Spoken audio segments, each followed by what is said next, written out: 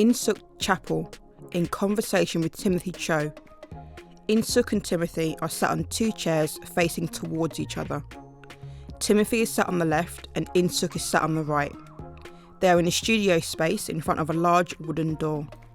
In-Sook is a Korean woman with mid-length dark hair, wearing a navy and white striped top, a denim skirt and pink glasses. Timothy is a North Korean British man with short black hair. He is wearing a light blue shirt and grey trousers and glasses.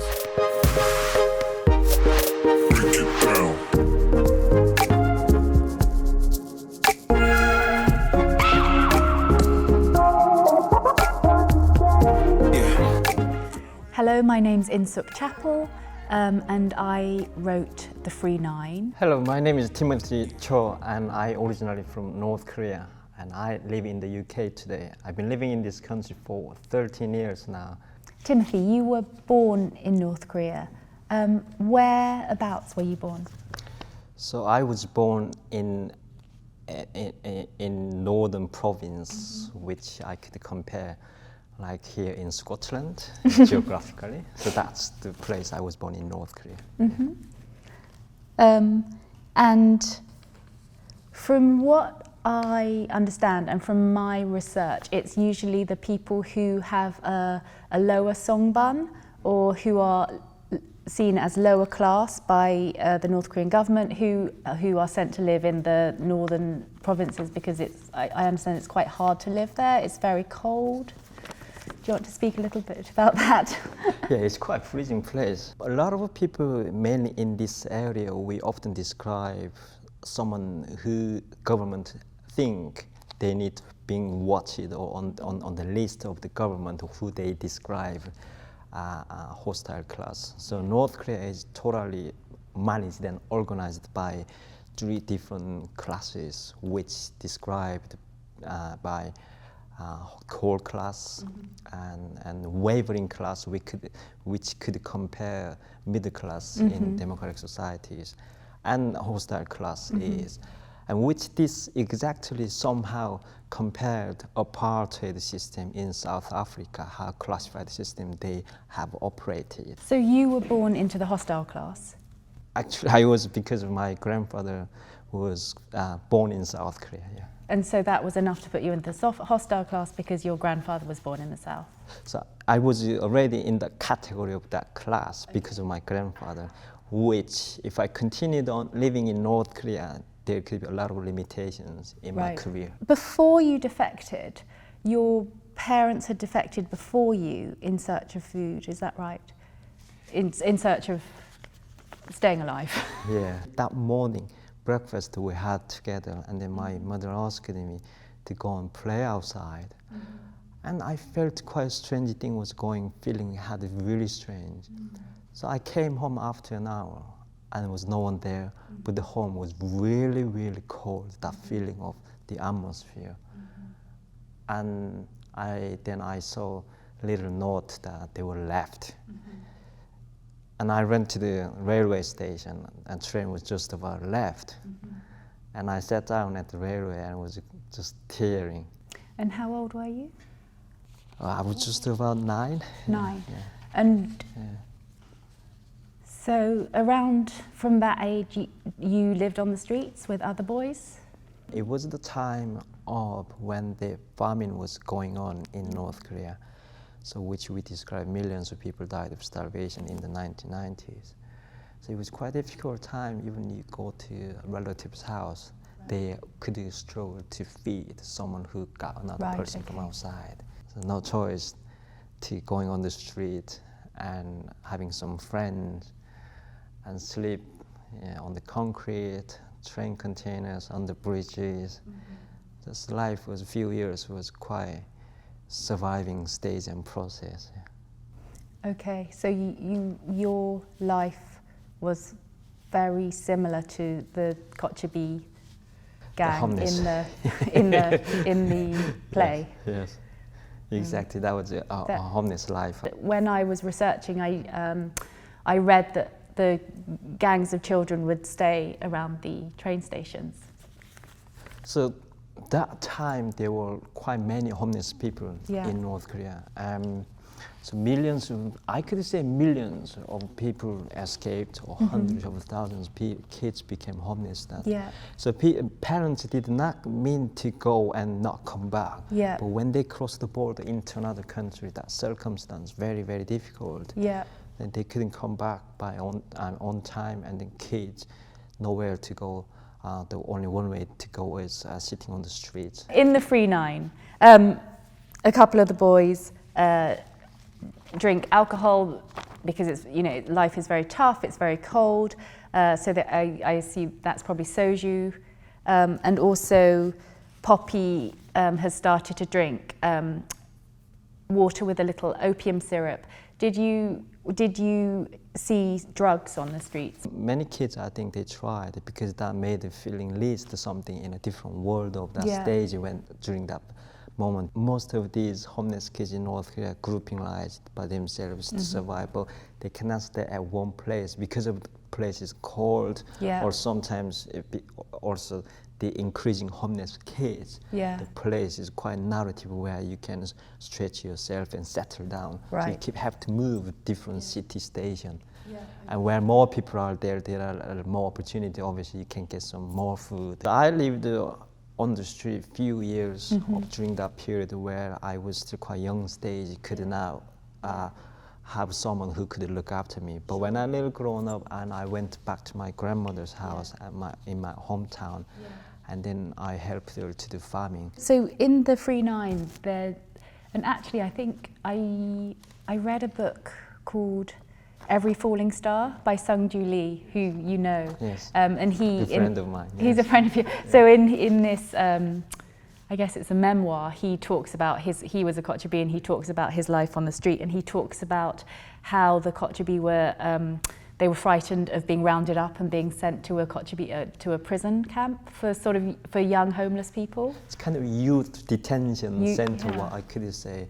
So North Korea does have youth prison systems. In the Free9, when I was researching this, I sort of learned about all the different prisons, and in the Free9, from what I understand, you can tell me better, you can inform us better, that what I understood is that if you crossed over into China in search for food, that wasn't such a serious crime. But once you were sort of on the route to the south, then you were a defector. And if you were caught on the route to the south, then you would go to the political prison or the gulag, which is the hardest possible prison to be sent to. That's right. Yes, so that was one part of my own experience as well. So I escaped twice and imprisoned 4 times. What sort of made you decide to leave? Life in North Korea was, so I was born in decent family. I could say middle class family. My both parents were teachers. So my father was a history teacher and my mother was a math teacher.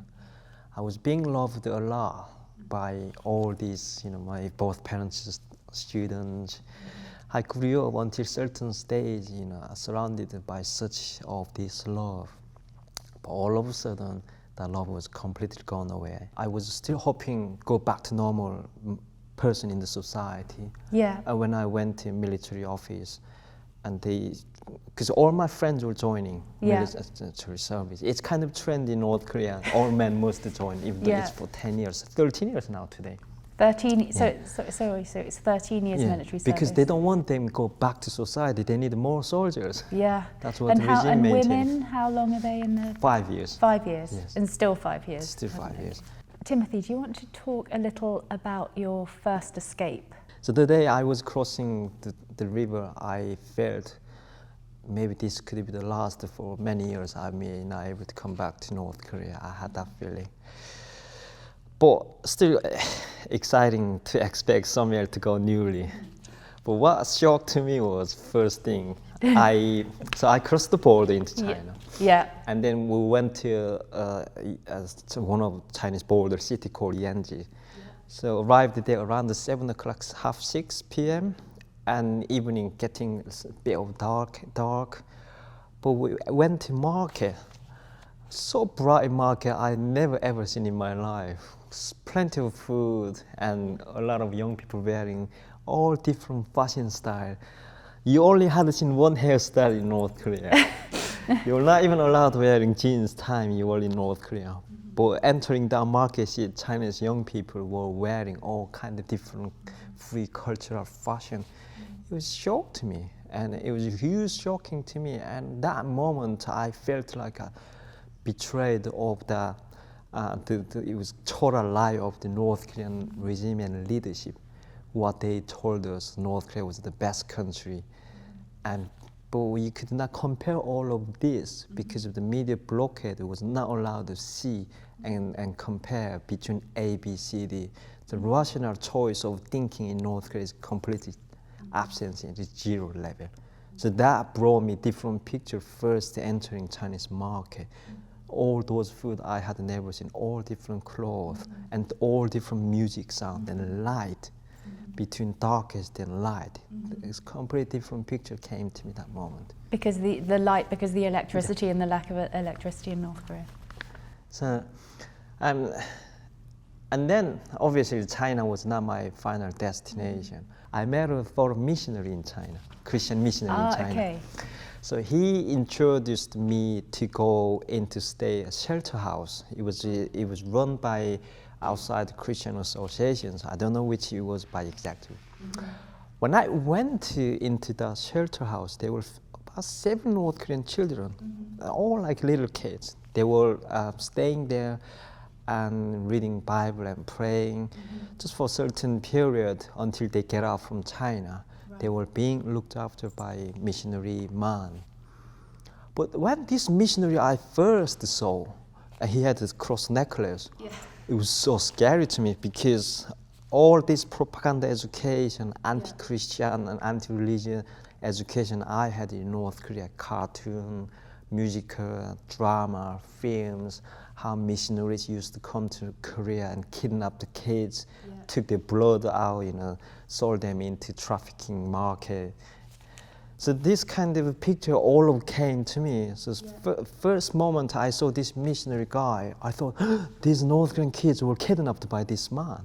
So I escaped from that house on the first day that I arrived, after I had lunch from there. Yeah.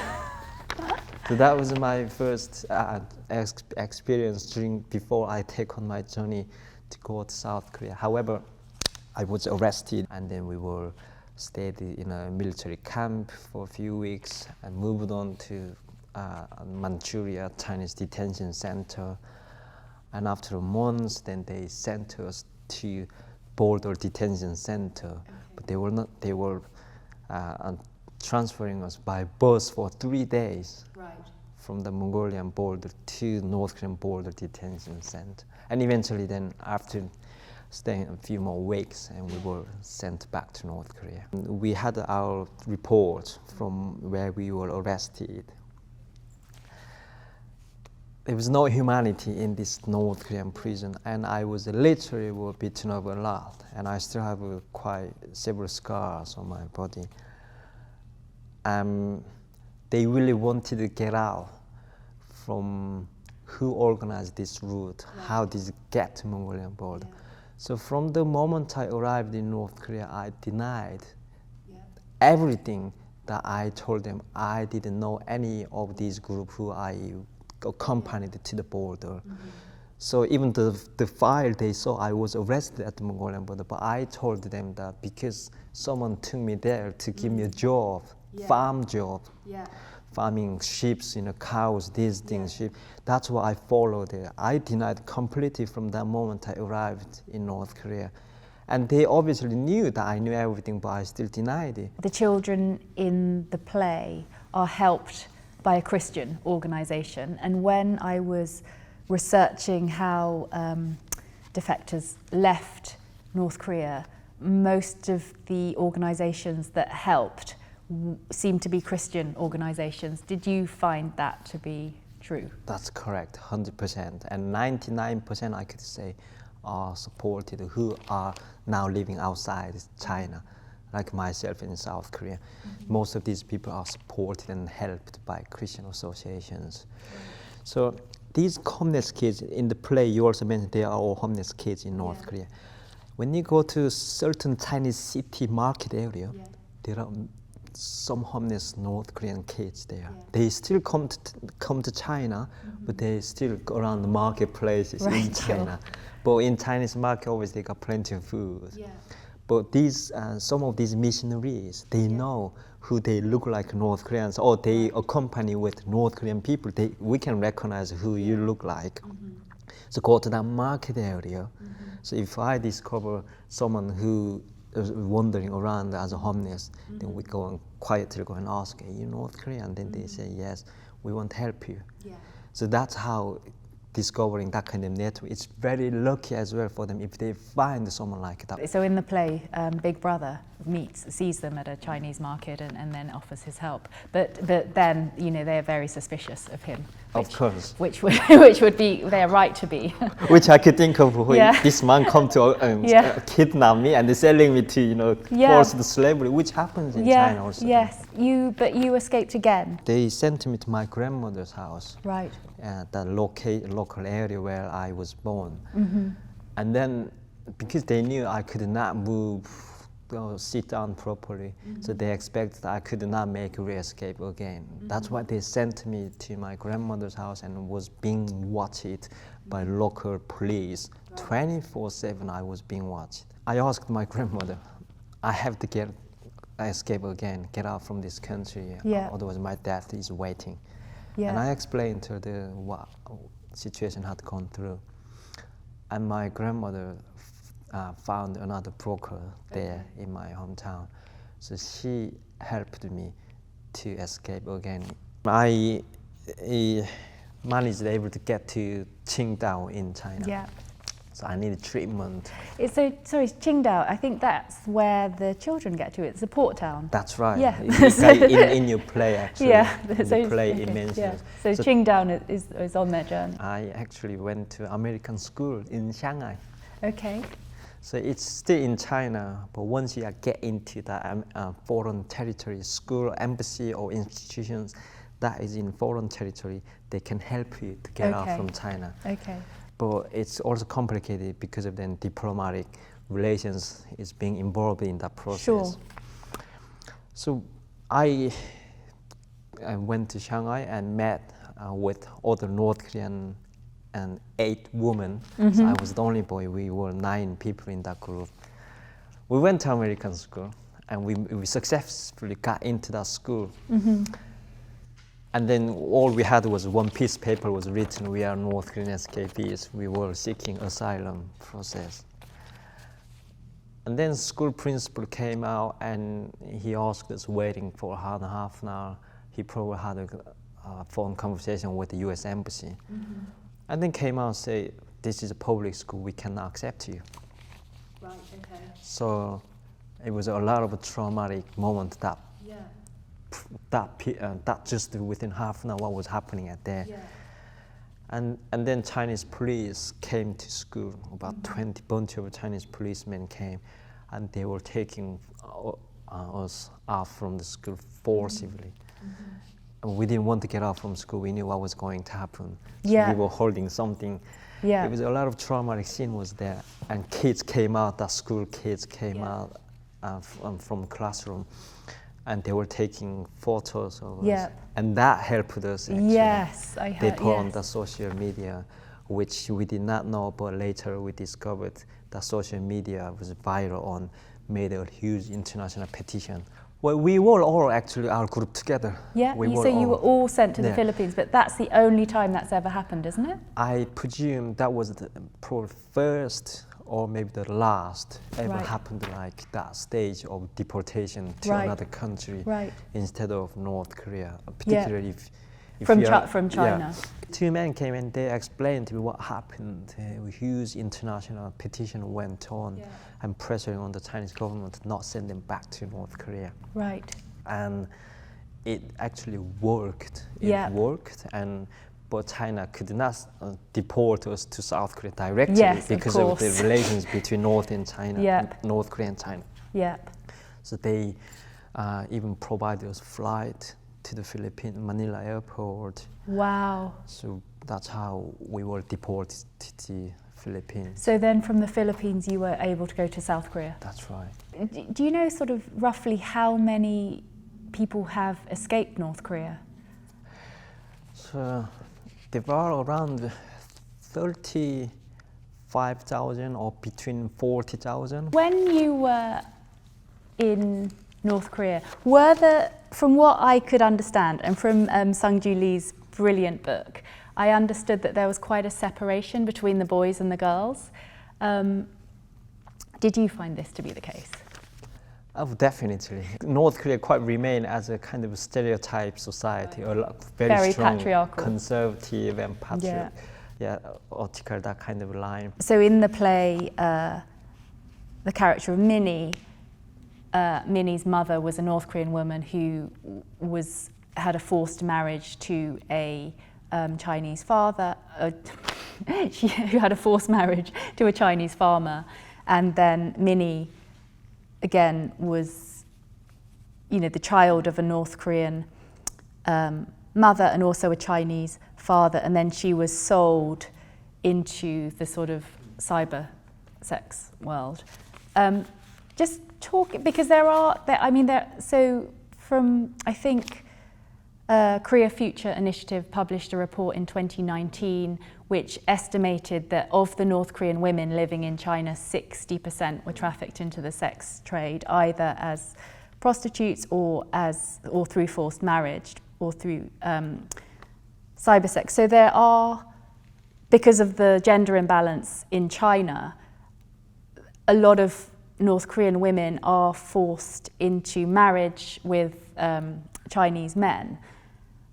But the status of the women they're seen as lesser, aren't they, because they don't have Chinese blood?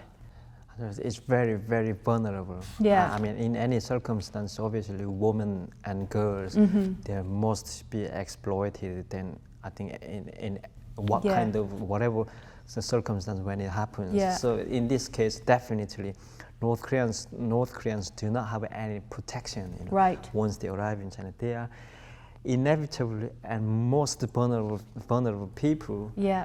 And what happens to the children? So Minnie is the child of a North Korean slave wife and a Chinese farmer. So what happens to Minnie? Because from what I understand, she can't be registered, which means she can't go to school, which means so she they can't have work. an unregistered population remaining in China. Yeah. But in China, they also cannot get even identity card, being a citizen or go to school. Right. So they are another vulnerable So layer they're of vulnerable to generation has trafficking. brought, and they are also being then trafficked by their own fathers or relatives, friends there. Going back to the play, Poppy and Blade have quite a complex relationship. So they grew up together, and they refer to each other as brothers, which is, that's a Korean term, so if you have a close friend, you'd refer to him as a brother. So they are childhood friends that grew up together, and they become especially close because they lost their parents, so they're all each other has.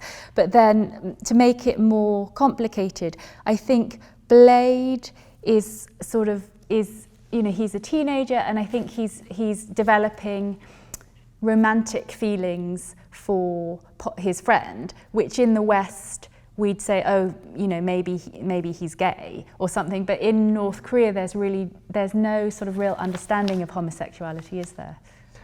As far as I understand, I barely seen any of that kind of homosexual identities. Mm-hmm.